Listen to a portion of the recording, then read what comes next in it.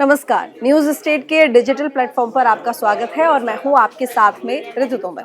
क्योंकि उपचुनाव उत्तर प्रदेश में चल रहे थे और वहीं अगर हम उत्तराखंड की बात करें तो वहां पर भी एक सीट पर चुनाव थे। अब ऐसे में इन टोटल 10 सीटों की अगर हम बात करें तो उसमें 8 सीटें बीजेपी ने जीत ली हैं और 2 सीटें समाजवादी पार्टी के पास रही हैं। शानदार प्रदर्शन किया है बीजेपी ने, लेकिन अब हम यहाँ ये बात करेंगे कौन सी सीटें हैं जिन पर बीजेपी ने बाजी मारी है और समाजवादी पार्टी जो अपनी ही सीटें बचाने में नाकामयाब रही है। सोनी मेरे साथ जुड़ेंगी जो कि हमें सबसे पहले तो ये बताएंगी कि आखिर वो कौन कौन सी सीटें रहीं जिसमें बीजेपी जीती है और समाजवादी पार्टी की वो कौन सी सीटें रहीं जिनमें वो सीट भी नहीं बचा पाई है जो उसके पास थी। देखिए अभी के जो मैं आपको बताऊं नतीजे ये आए हैं कि उत्तर प्रदेश में जो गाजियाबाद में उन्होंने खैर, कुंदरकी, फूलपुर, मीरापुर सीट बीजेपी ने जीती है। इसमें सिर्फ और सिर्फ 2 सीटें हैं जो कि जीती है समाजवादी पार्टी, जिसमें से सीसामऊ और कलहर ये सीटें हैं जो उन्होंने जीती है। देखिए देखा जाए तो बहुत ही दिलचस्प ये जो रुझान रहा, बहुत ही इंटरेस्टिंग रहा। जैसे कि अभी इससे पहले जो हरियाणा में जो इलेक्शन हुए थे उसके नतीजे में भी क्या था कि सपा जो भी चीज़ें वो आगे बढ़ रही थी, लेकिन ऐसे में बड़ा उलटफेर हुआ, बीजेपी ने अच्छा प्रदर्शन किया। ठीक वैसे ही इसमें भी हमें देखने को मिला, इसमें भी कुछ ऐसे हुआ कि जहाँ पे बीजेपी ने मतलब एम टाइम में बहुत ही अच्छा प्रदर्शन किया। बिल्कुल सही कहा यहाँ पर सोनी ने, क्योंकि सीसामऊ और करहल ये 2 सीटें ऐसी हैं जहाँ पर समाजवादी पार्टी ने जीत जरूर हासिल की है, लेकिन ये वो सीटें हैं जहाँ पर समाजवादी पार्टी हमेशा से ही स्ट्रांग रही है। परंपरागत सीटें रही हैं। सीसामऊ की बात करूँ तो लगभग जो सोलंकी परिवार रहा है उसका 22 सालों से उस सीट पर कब्जा रहा है। अगर मैं करहल की बात करूँ तो करहल सीट पर, क्योंकि मैनपुरी में ये करहल सीट पड़ती है और मैनपुरी कब्जा है उस पर समाजवादी पार्टी का, गढ़ है वो उस परिवार का। तेज प्रताप यादव करहल सीट से चुनाव लड़ रहे थे। अनुजेश यादव जो है उसी परिवार के दामाद है, वो उनकी अपोजिट थे और वो भी बीजेपी की तरफ से। तो जाहिर तौर पर यहाँ पर समाजवादी पार्टी का जीतना तय था। लेकिन सबसे बड़ी बात यह है कि इन 9 सीटों में से 2 सीटें और थी जो कि समाजवादी पार्टी के पास थी, यानी कि कुंदर की जो सीट थी और साथ ही जो कटेहरी सीट थी वो भी समाजवादी पार्टी के पास थी। लेकिन समाजवादी पार्टी अपना जो यहाँ पर सीट का रेशियो है वो बढ़ाने से तो रही, जो 2 सीटें थी उसके पास उसने वो भी गंवा दी हैं। उसके पास जो महज सीट आई है वो आई है करहल सीट और दूसरी सीसामऊ सीट। अब सबसे बड़ी बात यहाँ पर यह है कि जो कटेहरी सीट है एक तो वो गंवा दी है, कुंदर की सीट है वो गंवा दी है। कुंदर की सीट की बात करें तो वाकई में यहाँ पर जो बीजेपी की जीत है वो भी शानदार है, क्योंकि वर्षों से यहाँ पर बीजेपी नहीं जीती है और कुंदर की में जीतकर बीजेपी ने साबित कर दिया है कि एक बार जनता के बीच में उसका जो वर्चस्व है वो वही है जो पहले था, बदला कुछ नहीं है। मेरे साथ में अब पंकज जी जुड़ेंगे जो कि थोड़ा और विस्तार से इस विषय को लेकर बात करेंगे। देखिए शानदार जीत बीजेपी ने हासिल की है उपचुनावों में, ना सिर्फ उत्तर प्रदेश में। बाबा का बुलडोजर, बिल्कुल, बाबा के सामने जो बबुआ है वो पस्त हो गए हैं और बीजेपी मस्त हो गई है। और सबसे यहाँ पर गौर करने वाली बात यह है कि समाजवादी पार्टी का जो कॉन्फिडेंस था वो बहुत हाई था लोकसभा चुनावों के बाद में, और लगातार यहाँ पर प्रचार प्रसार में तो दोनों पार्टियों की तरफ से तमाम नेता जा ही रहे थे। लेकिन अखिलेश यादव जो कि उपचुनावों में ज्यादातर बाहर नहीं निकलते थे प्रचार प्रसार के लिए, उनके बड़े नेता, बड़े चेहरे, तमाम लोग प्रचार करते थे, लेकिन अखिलेश यादव नहीं जाते थे। इस बार उन्होंने 14 रैलियां की हैं। मुख्यमंत्री योगी आदित्यनाथ ने 15 रैलियां की हैं। कमी कोई नहीं, बस एक रैली का अंतर, लेकिन फिर भी पीडीए का फॉर्मूला काम नहीं आया समाजवादी पार्टी के। देखिए इस उपचुनाव को ऐसे देखिए, ये उपचुनाव जो 2027 का सेमीफाइनल है और इसमें देखेंगे तो पूरे उत्तर प्रदेश के जो कोने हैं उस कोने में ये था आपको ये उपचुनाव हुआ है। तो एक तरह से पूरे इस अगर 9 को एक सैंपल के पेपर के तौर पे, सैंपल के तौर पे देखें तो ये 9 सीट पूरे उत्तर प्रदेश का प्रतिनिधित्व करता है। और यहाँ पे जो 2017 में जिस तरह का या 2022 में जिस तरह का उत्तर प्रदेश में बीजेपी का प्रदर्शन था, उस प्रदर्शन को बीजेपी ने दोहराया है। और बीजेपी इस चुनाव को जीतने के लिए किसी मतलब साम दाम दंड भेद जो बोलते हैं सारा मतलब अपने मशीनरी को लगा दिया था और एक एक वोटर को घर से निकालने के लिए। और ये देखिए जो समाजवादी पार्टी का जो गढ़ है उस गढ़ में ही सिर्फ करहल और सीसामऊ की सीट समाजवादी पार्टी, लेकिन देखिए हम उसे बहुत बड़ी उपलब्धि नहीं मान सकते। वो आपका गढ़ है, आपकी पारंपरिक सीट है। और सबसे बड़ी बात, परिवारवाद की राजनीति का आरोप बीजेपी लगाती रही है। परिवारवाद से ही यहाँ पर 2 नेताओं ने सीट जीत ली है और समाजवादी पार्टी ने कोई बहुत बड़ा यहाँ पर चमत्कार नहीं किया। इसको हम किसी भी तरह से उपलब्धि के तौर पर तो नहीं देखें, सिर्फ वो अपनी साख बचा पाए, इज्जत बचा पाए, घर में अपने को ये कर पाए। देखिए सीसामऊ की सीट में सोलंकी की एक उनका गढ़ रहा है, उनके साथ इमोशनल भी था।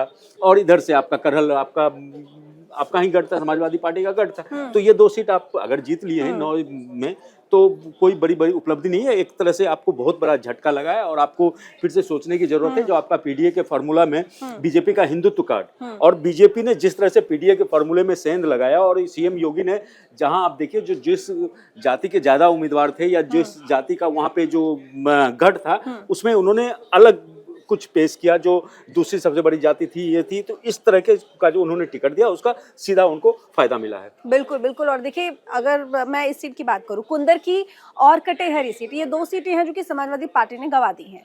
बीजेपी ने इन दो सीटों को अपने खाते में करके ये साबित कर दिया है कि वो 2027 के लिए बिल्कुल तैयार बिल्कुल बिल्कुल बिल्कुल तैयार है। उनका मनोबल भी काफी हाई होगा इस जीत के बाद। अब देखिए जितना मैं जैसे महाराष्ट्र का लीजिए तो महाराष्ट्र में बीजेपी की बहुत अच्छी मतलब स्थिति में है, जो अब उनकी सरकार, अब उनका मुख्यमंत्री जैसा संभावना है, जो सबसे बड़ी पार्टी के और प्रचंड बहुमत 150 सीटों पर चुनाव लड़ा था यहाँ पर बीजेपी ने महाराष्ट्र में, लेकिन उसमें से 130 या 131 सीटें बीजेपी ने जीत ली। स्ट्राइक रेट जो मैं भी देख रहा था तो 84% है। 84% शानदार है। हालांकि पिछली बार भी जो चुनाव हुए थे महाराष्ट्र में, तब भी सबसे बड़ी पार्टी के तौर पर बीजेपी भी थी, लेकिन क्योंकि वो उस स्थिति में नहीं थी कि सरकार बना सके, लेकिन अब हो सकता है कि मुख्यमंत्री बीजेपी की तरफ से ही आएगा। अगला जो पिछला अगर महाराष्ट्र चुनाव आप देखें तो उसमें भी तो जनादेश इनको और शिवसेना को साथ में सरकार बनाने का मिला था, लेकिन कुछ ऐसी राजनीतिक घटना चक्र वहां हुआ जो शिवसेना अलग हो गई और फिर उनकी सरकार नहीं बन पाई।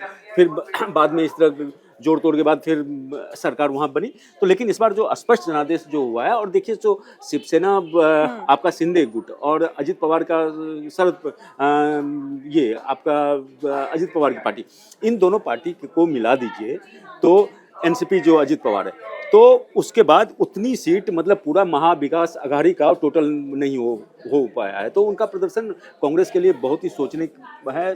अब मुझे लगता है जिसमें अगर एक चीज़ अगर हो सकता है, मैं गलत भी हूँ, तो हो सकता है जो अजित शिवसेना शिंदे गुट को और अजित पवार गुट को जो सिंबल का जो उनको मिला हुआ था, जो नाम वो था, उसका उनको एक तरह से मतलब फायदा मुझे लगता है जो उसका भी फायदा मिला है। वही एक फायदा, ये नहीं कहूंगा। लेकिन ये क्योंकि हम यूपी की बात कर रहे थे, लेकिन फिर भी महाराष्ट्र पे जब हम बात कर ही रहे हैं तो यहाँ पर एक बात और कि मराठा वर्सेस गैर मराठा भी ये चुनाव था, और बीजेपी हमेशा से ये पोर्ट्रे करती रही है महाराष्ट्र में कि वो मराठाओं के साथ में तो है, लेकिन इसके साथ ही जो गैर मराठा है उसको, क्योंकि जो शिवसेना पुरानी वाली है यानी कि उद्धव ठाकरे वाली है, वो हमेशा से मराठाओं को सपोर्ट करती है, गैर मराठाओं को सपोर्ट नहीं करती, तो उसका सपोर्ट बीजेपी को मिला है। और बीजेपी के पास, क्योंकि बीजेपी के साथ में शिवसेना शिंदे वाली है और एनसीपी है अजित पवार वाली, तो जाहिर तौर पर कि उसका जो वोट है मराठा का वो तो बटा है, लेकिन गैर मराठा का जो वोट है वो बीजेपी को है। और देखिए ये जो जनादेश अगर आप देखिए, इस जनादेश का मतलब ये है, जो शिवसेना मतलब शिंदे, एनसीपी मतलब अजित पवार, और बीजेपी तो अपना है ही। तो इस तरह का, और जो जनादेश है, जिस तरह का प्रचंड जनादेश, को प्रचंड जनादेश कह सकते हैं, जिस तरह का प्रचंड जनादेश है, इस जनादेश से साफ है जो पूरी मतलब पूरा महाराष्ट्र जो है सो एक मतलब उनको जो मौजूदा सरकार था उस पर भरोसा हुआ, बीजेपी गठबंधन की सरकार पर उन्होंने भरोसा जताया, और इस तरह का आंधी चला जो इसमें शरद पवार आंधी और चली है पंकज जी, यहाँ पर एक है तो सेफ है, एक हैं तो सेफ है, ये जबरदस्त आंधी चली है। जबरदस्त। और देखिए उनका एक हैं तो सेफ है कि जो नारा देने वाले थे उनका कितना वहां डिमांड है, कटोगे तो बटोगे के बाद ही का अगला स्टेप है एक हैं तो कटोगे तो बटोगे। ये मुख्यमंत्री योगी आदित्यनाथ उसको विस्तार रूप दिया प्रधानमंत्री मोदी ने कि एक है तो सेफ है, और वाकई में लोगों ने एक होकर दिखाया और एक तरफा वोट बीजेपी को दे दिया। हालांकि झारखंड में वो चमत्कार नहीं हुआ। हाँ, झारखंड में मुझे लगता है जो झारखंड में जो हुआ सिंपैथी वोट हो सकता है, सिंपैथी वोट हो सकता है। और देखिए झारखंड में बीजेपी का इस तरह से आप देखिएगा तो प्रदर्शन जो पिछले चुनाव और इस सब चुनाव का जो प्रदर्शन था उस तरह से बीजेपी का प्रदर्शन खराब नहीं है।